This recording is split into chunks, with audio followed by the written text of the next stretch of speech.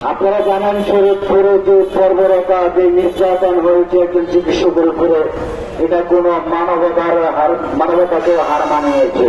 Doctor association lab কর্তৃক আয়োজিত এই মানববন্ধনের আজকে এই প্রতিবাদ সভার সম্মানিত সভাপতি এবং আমাদের উপস্থিত আছেন আমাদের চিকিৎসক সমাজের অহংকার, আমাদের দেবের সম্মানিত মহাসচিব জনাব শাকিল স্যার উপস্থিত আছেন, আমার এমটেবের বিএনপির সম্মানিত মহাসচিব জনাব বিপ্লবুজ্জামান বিপ্লব উপস্থিত আছেন, নার্স অ্যাসোসিয়েশনের নেতৃবৃন্দ উপস্থিত আছেন, আমাদের জগন্নাথ কৃষ্ণ সকলকে আজকের এই প্রতিবাদ সভায় আমি প্রথমে বিএনপির পক্ষ থেকে নিন্দা প্রস্তাবনা জানাচ্ছি।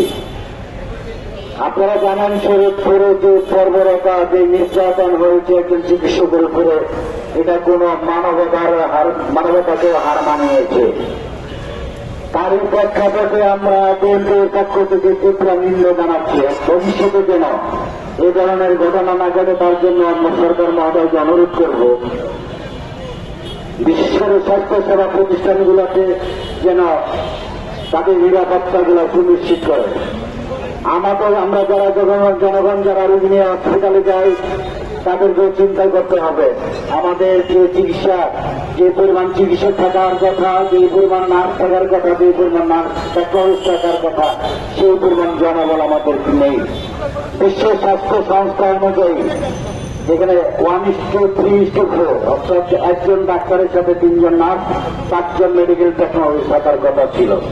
কিন্তু অতিরিক্ত দুঃখের বিষয় দেখা যাচ্ছে যে আমাদের জনসংখ্যা জনবল অনুযায়ী প্রায়, আমি আমার টেকনোলজির কথা বলি, সেই 500 চিকিৎসার পরিবর্তে 0.92% মেডিকেল টেকনোলজি ফার্মাসিস্ট কর্তব্য রয়েছে।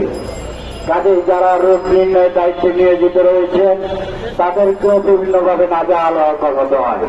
যেমন কোন হসপিটালে যদি এক্সরে মেশিন নষ্ট থাকে কিংবা না থাকে, বাইরে রোগীরা এসে বলে কেন মেশিন নষ্ট, কেন ফিল্ম নাই, কেন জনবল নাই।